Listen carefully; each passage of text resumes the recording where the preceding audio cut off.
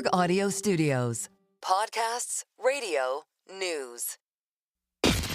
From the heart of where innovation, money, and power collide in Silicon Valley and beyond, this is Bloomberg Technology with Caroline Hyde and Ed Ludlow.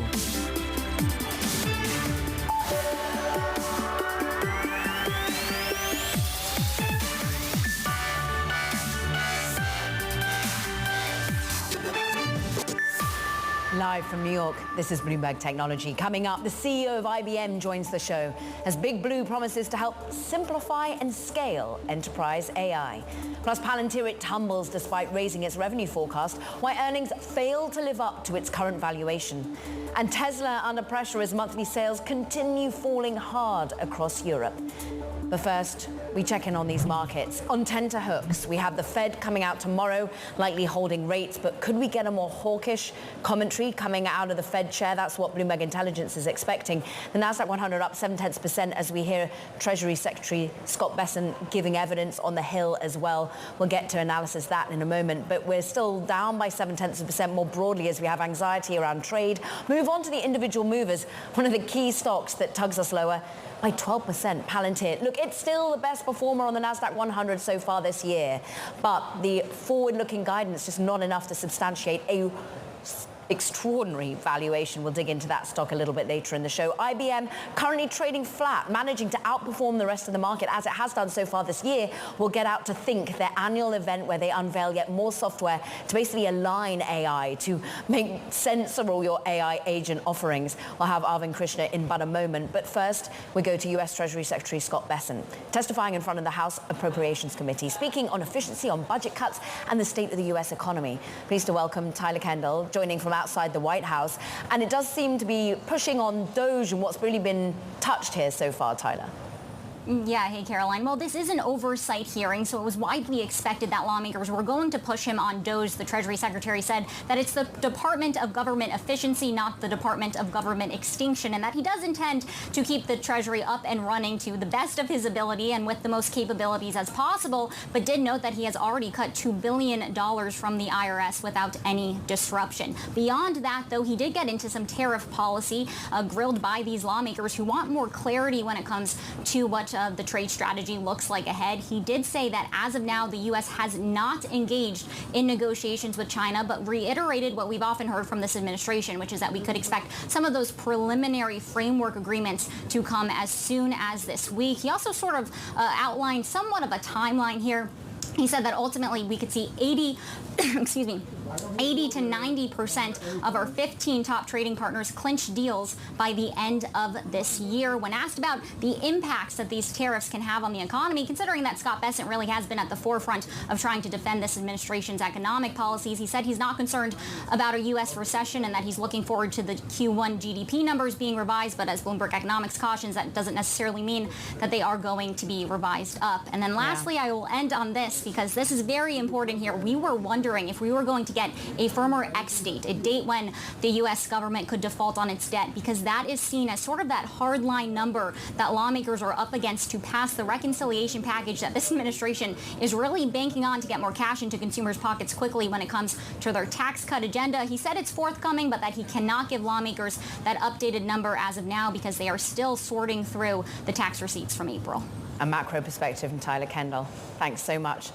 That's what's going on the Hill. Simultaneously, we've got to go to what's happening with IBM. I'm pleased to welcome the CEO, Arvind Krishna, who's coming from the company's Think conference, an annual event.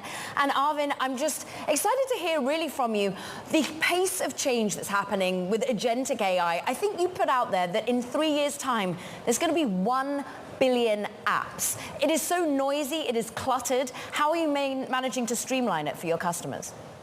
Look, first, I think that number is the really interesting number. 1 billion new applications using AI, over a third of them using agentic AI. And the way that we are approaching it is, how do we make it easy for our customers, leverage their own data, insert their own data into the models, and then leverage it to make the enterprise a lot more productive. That's what we're after building, and that's what we just announced with our Watson X Orchestrate with agentic capabilities, including 150 new agents, some from us, and some from our partners. 150 agents sounds an extraordinary number, Arvind. And look, you've got a big book of business already when it comes to generative AI, $6 billion and growing. But how much are you seeing the CEOs you serve pushing back on overwhelm? How are you managing to help them navigate what feels like, in some ways, a less than productive environment for the amount that they're investing in generative AI? Look, I think that what CEOs are concerned about is that now that you have gone, the era of experimentation, as I call it, is over. Now people are looking for business value on AI. As they're doing that, they have discovered that about 25% of the time, these projects are paying off very well for them. So learn from that 25 and then figure out what are the inhibitors in the other 75 and take those out. And those are invariably, there's fragmentation in the environment. So how do you have a more integrated environment? You got to make sure that there is value in the AI projects. Don't just do an experiment and leave it on the shelf. You got to scale it and deploy it across the enterprise. So how do you integrate? How do you create the right hybrid environment? That's what we're helping them with. And then we believe that 25 will go all the way up to 50 or 75, at which point that's a great return for the CEOs. That software that you're unveiling, those consulting offerings that you continue to provide, Arvind, at the moment, how much is that bearing fruit in this current environment? How willing are these CEOs to experiment and move on from experimentation when we've got a really uncertain economy on our hands? Look, I'm more of an optimist on the uses of technology in the current environment than a pessimist. And why do I say that? So when you have supply chain issues, you have cost issues, you have productivity issues, technology becomes an answer to help you scale the business without having to add a lot of physical cost into the business. So I find the appetite of the CEOs is quite high to spend on technology as long as they can see a return that is, I'll call it short to medium term, meaning 6 months, 12 months, 18 months. I find people leaning in very heavily. And I think that's why you see enterprise tech spending has remained robust despite all of these issues that could be talked about. What about government at the moment? Scott Bessent getting grilled on the Hill at the moment around DOGE, and that has had implications for your own business. I think it's about 15 contracts we understand have been cancelled. Are more to come? Are you seeing an end to that cancellation process? I actually choose not to get worried about DOGE.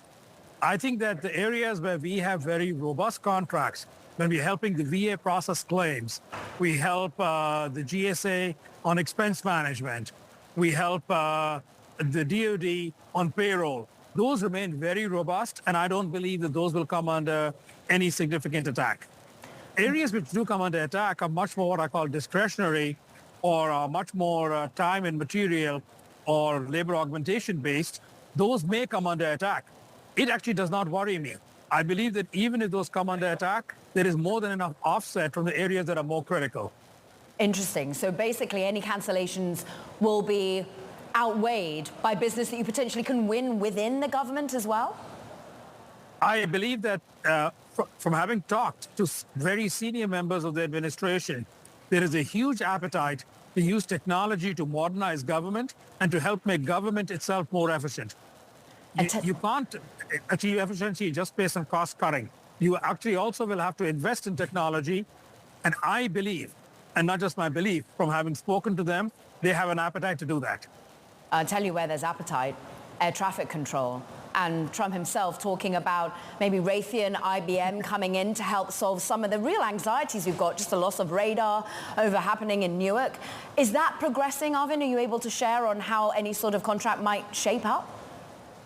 Look, I don't want to talk about any specific contract or any specific agency, but I think what he just pointed out is a great example where technology will be part of the answer. Better integration, better computing capabilities, better communication capabilities, all of those will play a role because right now we are living on, not exactly, but essentially, let's call it a slightly evolved system that was built in the 1970s. Arvind, what's crucial about air traffic control is accuracy. And I know that's almost where everyone's eyes are when it comes to agentic AI, when it comes to generative AI, is the risk of the underlying data being inaccurate and how that compounds. How are you managing to tackle that sort of area of anxiety and reality? I always break the problem down. The core of air traffic control has to be built on very precise data, completely accurate data. You're not going to go use agentic AI to estimate where a plane is. That's going to be based on much more physics and hard engineering. Now, could agentic AI come in trying to optimize routes and worrying about how do you increase the total flow and capacity at an airport? Perhaps. But I'm using the word perhaps because there's a lot of careful work to be done there. But could agentic AI be used to process claims faster at Social Security or at the VA? Absolutely. And then you make citizens happier, you deliver them services faster at a lower cost. That's where I would go first with agentic AI. And in the private sector, they're looking for accuracy, and that's something you're offering at the moment. How much is you just seeing the adoption and the use and productive use of agentic AI being limited by that underlying data right now, or is that something that we're streamlining already? I always advise our clients, start with the use cases where you can live with some risk, where you do not need it to be 100% accurate. So if you think about customer service, you think about end client experience, I think about our internal IT help desks. Those are all areas where when you were dealing with people, you actually had a 10 or 15% error rate. So now that you deal with agentic AI, you can actually have a lower error rate than that, but maybe not perfect, but you can still live with it. Think is all about innovation. I'm looking at the car behind you. I'm thinking about the way in which you're also pushing the agenda, not only when it comes to hybrid, when it comes to on-prem, when you're thinking about the innovations you're making on mainframes, but quantum. Are you getting a lot of questions on quantum right now? Scott Bessent wants the US to lead in AI, but also in quantum computing. How is that making a difference in your business right now? So we are very, very pleased with the innovation we brought out here. We talked about the agentic AI. You just mentioned the mainframe. We can do 450 billion AI inferences per day on the latest mainframe we just announced this quarter, the Z17. Think about using that in financial systems to help reduce fraud. So that's an incredible area of innovation. On quantum, part of the reason we announced a huge investment last year and into quantum, and we just brought out the Quantum System 2 this year, is because we are very excited where that will go. That's an area in which we believe the U.S. must and can lead on quantum computing, both for national security, but also for competitive advantage and for growing a business. And as their competitive advantage continue to grow here in the United States, you've just unveiled a huge amount of investment into the U.S. Yes. So we put $150 billion here into the U.S. because we believe that if I look at AI, I look at hybrid cloud, and I look at quantum coming, the growth opportunities are here. So we want to invest to take advantage of these opportunities. IBM Chairman, President, CEO, Arvind Krishna, live from Think. We very much appreciate your time today. Now, we're also watching shares of other providers. One of the partners that Arvind's offering right now is ServiceNow.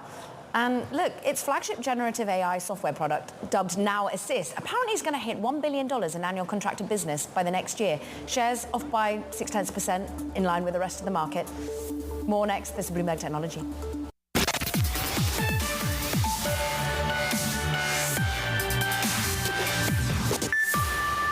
Let's get back to the state of the markets. Currently under pressure, we're still trying to consider what the tariff impact is. U.S. Treasury Secretary Scott Bessent testifying in front of the House Appropriations Committee on the Hill, saying there are no signs of a recession.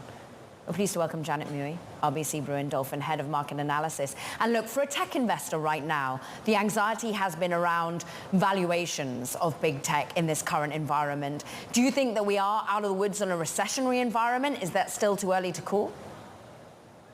Hi, Caroline. Thanks for having me. I think it's too early to call, but I think the base case is no recession. I think we saw from the latest labor market data that the job market is pretty resilient. And I think it will take a lot more pain for us to go into recession. And I understand, tariff is creating a lot of anxiety and obviously a lot of paralysis on trade flows and investment decisions. But there are also offsets that are happening. For example, significantly lower oil prices and potential tax package that is going to happen. And I think ex-US, things are looking okay as well. So I think it's premature to conclude that there would be a US recession, but obviously the stakes are high. Much has been said about the US as a government and its buying or indeed pulling back on expenditure around Doge. We just had the IBM CEO join the show saying, look, he's more than confident that any new business within the US government he wins will offset for any contracts cut. You've got Palantir today once again showing real resiliency in their US government offering. How much are you seeing big tech being able to weather at the moment any dial back in government spending, but also private sector spending? I think what we learned from the latest earnings results regarding the big tech is that the capex on AI remains unchanged. And in fact, I think there is still some pickup in that spending. So I think despite the distractions on tariff and the near-term cyclical outlook, I think the longer-term AI theme remains undebatable.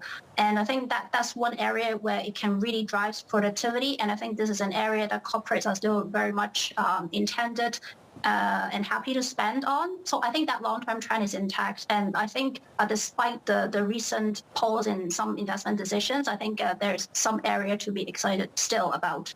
And it's interesting that, of course, that focus on spending had really benefited the hardware offering out there of late, or at least the chip design side when it was 2024. 2025, the outperformers have been software offerings such as IBM, which is up about 13% year to date, Palantir, that is still the best performer on the main benchmarks. Janet, is it still about a software win right now, or can you go back into the hardware?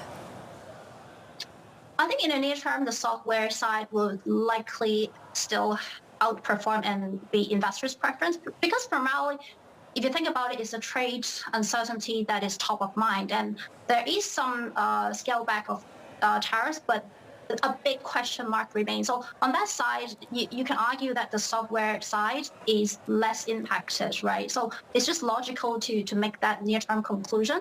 But having said that, I think on the hardware side, I think the valuations of some of those key infrastructure and chip design stocks have come down. And I think it is really quite fair in value, to be honest. A lot of the concerns on overvaluation has come back down a lot. So it also presents great opportunities for long-term investors because those are really great companies. I'm going to go global with you, Janet, because you're based over the pond right now. And I'm interested in how tech in Europe has performed, because ASML, pin-up for the industry, it's down a lot this year. Has there been buying of Europe and other regions? Overall speaking, I think the trend is that we are shifting a bit of more of our exposure from US to Europe. I think that's fair enough given what's happening at the moment. And I think for European tech, for example, ASML that you mentioned, those are global leaders, or in fact has a monopoly on the machine that produces all these chips. So I think, there are some concerns, near-term cyclical difficulty, but over the long term, we're still pretty confident on these sector leaders. And what's so interesting, Janet, with your perspective, is you can go cross-asset for us. This week's been a big week for corporate debt sales from big tech. When you think about Apple coming after its earnings, we had Google last week, with first time in years. Have you seen more appetite across the full breadth of assets when it comes to technology? Yeah, if you talk about corporate debt, right now we have a preference on government bond over corporates, just purely on the bond side. So, of course, it really depends on specific sectors and idiosyncratic issuers. But generally speaking, we don't think the corporate spreads reflect the potential recession risk. It's not a base case for sure, but I think we just have to be prepared for either scenario. So if we do go into recession or more economic slowdown, I think government bonds would be the place to be instead of corporate credit. We're coming to the tail end of earnings. We still got AMD, ARM. You've, of course, got the juggernaut that is NVIDIA. But what are the catalysts for here on out at the moment? Is it fundamentals, or is it still the breakthrough when it comes to tariffs and to trade? Well, I think for these individual stocks, the fundamentals will be absolutely important. I think so far, as I mentioned, I think the AI capex remains intact. But I think there's concern on profit margins, obviously, and also there are concerns from the Chinese competitors, etc. So I think we have to watch the fundamentals. But essentially, I think for macro investors, we'll still be looking a lot at what the Fed plans to do, for example, and watch out for really the near-term economic data from the U.S. And let's just go there to the Fed. I mean, are you expecting any sort of hawkishness or a dose of dovishness coming out of the Fed tomorrow? Well, to be honest, I think they're likely to stay on hold. And I think we shouldn't be overly excited about the potential for shifting to more dovishness, because I think given the inflation, and particularly I think consumer inflation expectation, it is really high at the moment. And I think there's a high bar for the Fed to switch to more dovishness. So I wouldn't bet on that yet. Janet Mui, RBC Brewin Dolphin, great to have some time with you. Thank you very much. Now coming up, one of OpenAI's major stakeholders is the biggest holdout as the ChatGPT maker tries to restructure. We're talking Microsoft next. Meanwhile, keep an eye on what's happening with Tesla shares. We have seen yet further sales pressure over in Europe. Disastrous numbers coming out of not just Sweden and some of the Nordics, Denmark, but also in the UK as it finally turns negative as well in April in a big way. We're off by almost 2%. This is Bloomberg Technology.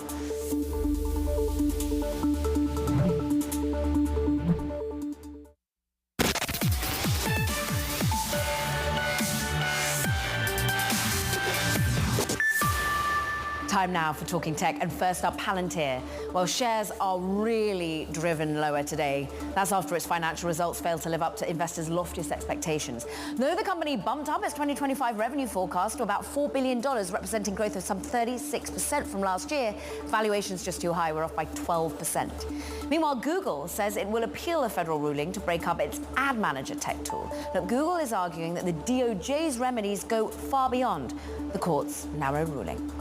And OpenAI has agreed to buy Windsurf, an AI-assisted coding tool formerly known as Codium, for about $3 billion, according to sources. This marks the ChatGPT maker's largest acquisition to date, and the deal has not yet closed. We'll have more on OpenAI in a moment, but now let's check in on these markets because we are under pressure.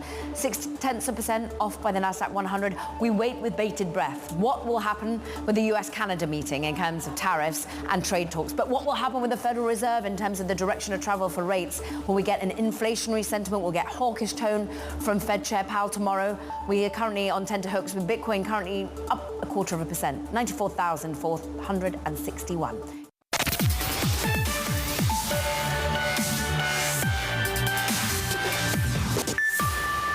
Let's talk about DoorDash. It's on a bit of a buying spree following its earnings beat. It announced two multi-billion-dollar acquisitions, London-based delivery company Deliveroo for about $4 billion and hospitality tech company 7 Rooms for $1.2 billion. And the acquisitions will expand DoorDash's reach to over 40 countries. Let's get the inside track. Bloomberg's Natalie Leung.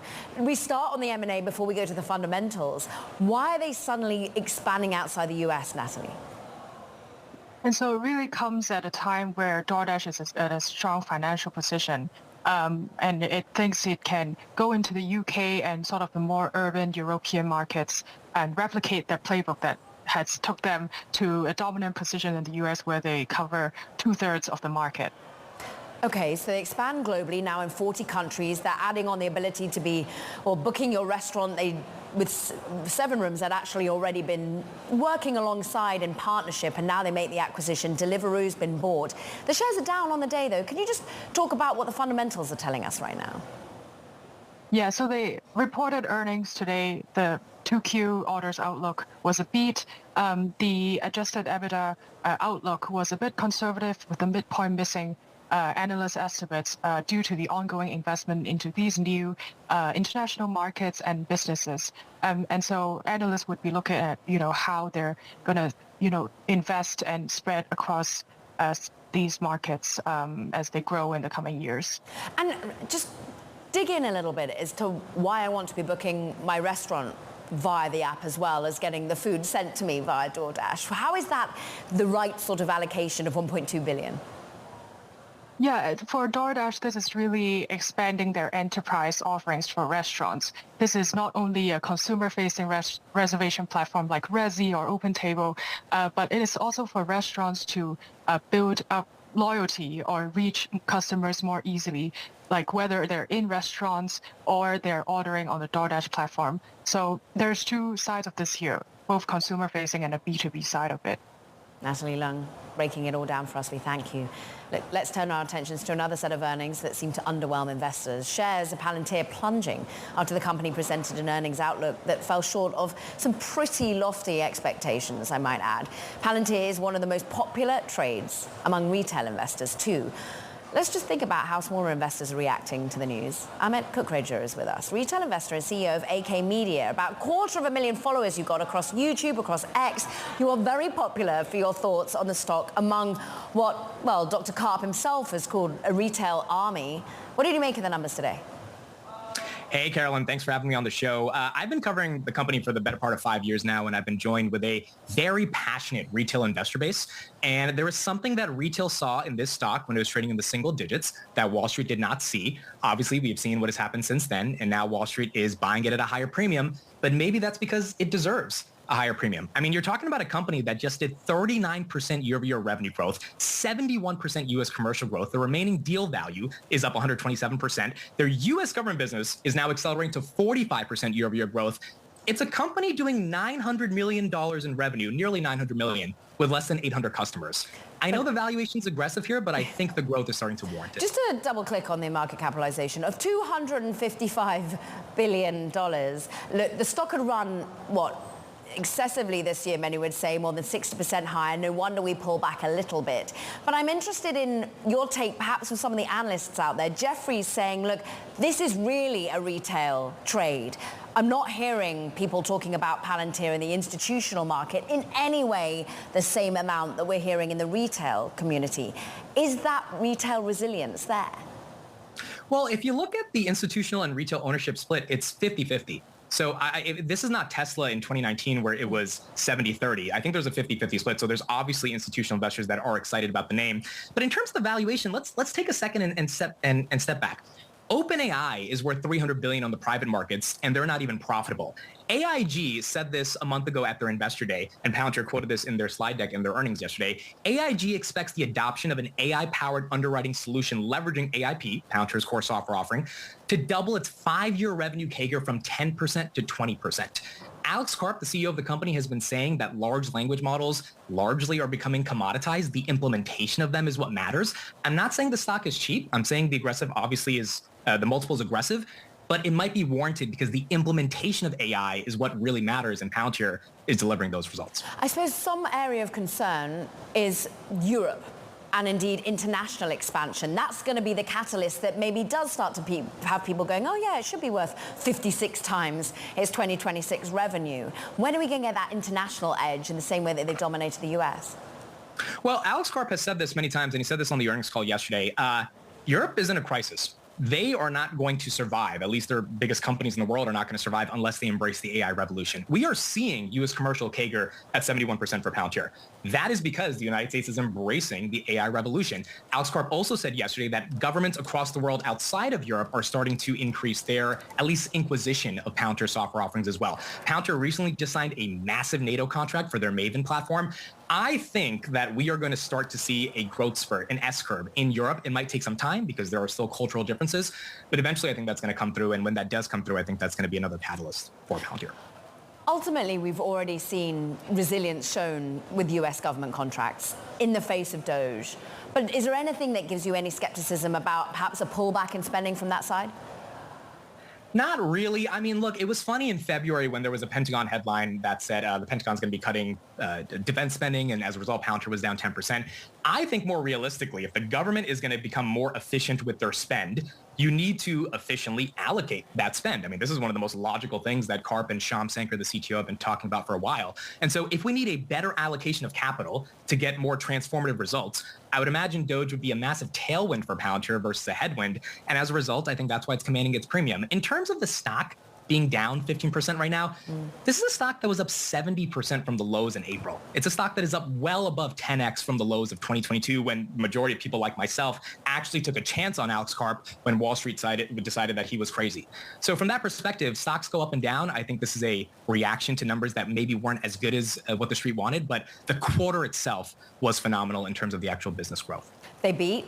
They raised for the full year as well. And you're right, the stock is still up more than 42% over the course of the year. It's still basically the best performing tech stock throughout what has been a pretty, shall we say, volatile state of trade. Is, from your perspective, going more broadly, this the name that the retail community still wants to be number one? Where else has retail been starting to put their bets when it comes to a tech ecosystem? Yeah, I think it's Palantir. I think Alex Karp, when he speaks, people listen. I did philosophy and debate when I was in high school, and I was a nationally competitive debater. I was one of the top 3 speakers in Europe, top 7 debaters in the United States. When I discovered Palantir back in 2021, and I saw on their website that they refer to their data infrastructure as an ontology. And ontology is a philosophical word. Dr. Karp has a PhD in philosophy. Dr. Karp wrote a book called The Technological Republic. It was a #1 Times New York bestseller. When you talk about retail and what captures their interest, what captured my interest was this guy who did not care what anyone said. He was going to be himself. He was going to say his political beliefs regardless of what happened to the company. He had a backbone, is what I'm trying to say. And I think because Palantir is a backbone, I think because Alex Karp is ruthless about explaining what that mission is, that's why retail is attracted to the name. And the growth is there to justify why retail wants to bet on a tech stock that is actually accelerating in the age of AI. Does retail want to bet on anything right now in this economic environment? What's the sentiment like more broadly, Amit? Well, if you look at some of the JP Morgan data we got in April and April and March had $40 billion of net inflows from retail. April had about $42 billion of net inflows from retail. Hedge funds actually took down their positioning to the Max 7, the lowest since 2023. And hedge funds, a global data of 3,000 hedge funds showed that their short positioning on the broader S&P is at 2022 levels. So this is going to be a game of if retail is right on buying the dip and the tariff volatility is going to die down, which will allow valuations to become more mature, or if the hedge funds are going to be right. So far, we've recovered everything from the April lows. I mean, I could imagine hedge funds saying, oh, we missed it. We got to get back in. And that creates even more FOMO and momentum. But retail's been buying the dip, and I think they will continue to buy the dip, especially on Palantir. See if they do today at the end of trade. Amit Kukreja, we thank you for your time, CEO of AK Media. Now, shares of Tesla lower today as sales continue to slide across Europe for the month of April. Now, this is despite the company rolling out an updated version of its popular Model Y SUV. Let's get out to Craig Trudell for more, because many blamed basically the lack of a fresh item to be able to buying into, the fact that they had to put on ice certain production. But now we get the tell that actually even with a new updated Model Y, people are still not buying. Yeah, that's right. I think that was, kind of the big excuse that you could throw out in the first quarter was that we had this changeover for the Model Y that was going to inevitably lead to some lost production. And, that sort of changeover is, fairly common in the industry. It's maybe what was unique for Tesla is that the Model Y is just so important to the company, accounts for such a huge portion of their volume. And for them to have to take their production lines down at each of the factories that where they make the Model Y, which is in all of their assembly plants around the globe, that is a big deal for them. But by the time, March rolls around, you have the Model Y starting to spool back up, and deliveries of that refreshed Model Y starting in early March. And so getting into April for sales to be this dramatically down is a troubling sign if you're a Tesla investor. Dramatic to say the least. Sweden off by 81%, UK off by 62%. What real numbers are we talking here? How few cars are being purchased? So in the UK, it was just over 500 units that they moved. So this is a really dramatic drop for the company. I think, this is a case here in Europe where you still see very patchy take-up of electric vehicles, right? Where some smaller markets, you have huge take-up. I would point to Norway being the sort of bright example, to the positive. But in other markets, EVs are taking quite a while to accelerate. And, Germany and the UK have sort of traded places in terms of being far and away the biggest within Europe, and for those countries to be included among some of these countries where we're seeing really dramatic declines is troubling, because that's where all the volume is in this region. And the elephant in the room is Musk's political reputation thus far in Europe. That's what's crimping demand? I think that's something that's, very much what is sort of top of mind for people following these developments is how much is he hurting the brand's standing? Because I think another important bit of context is the European market is just a heck of a lot more competitive than the U.S. is, where a lot of European companies were bracing for this year being a much tougher compliance year. CO2 regulations were, scheduled to take this another sort of step up where you had to meet a lower CO2 standard for your fleet. It looks like the manufacturers are going to get some relief on that front, but it's sort of already the case that we're seeing the fruits of all the efforts of trying to meet those numbers. So a lot of product has come to market. You have Chinese companies coming to market even in spite of tariffs. So Tesla has a lot more competition than they have elsewhere in the world. We thank you so much on all things Tesla. Now, breaking news. We do see President Trump welcoming to the White House, of course, the new leader of Canada, Mark Carney. It was but a week after he won the national election, promising voters he is the man to guide Canada through the economic turmoil of the trade war, protect the company against aggression from the White House as they see it. Exports in Canada plummeting, as it would seem, from the tariffs thus far. So currently have seeing that continuation of dialogue between Mark Carney and President Trump. But now let's return to the markets that are on tenterhooks because of trade, because of tariffs, because of what this very meeting wants to be delving into between the two leaders. And we have some earnings after the break as well to keep your eyes on. AMD up by 1.5%, key chip maker.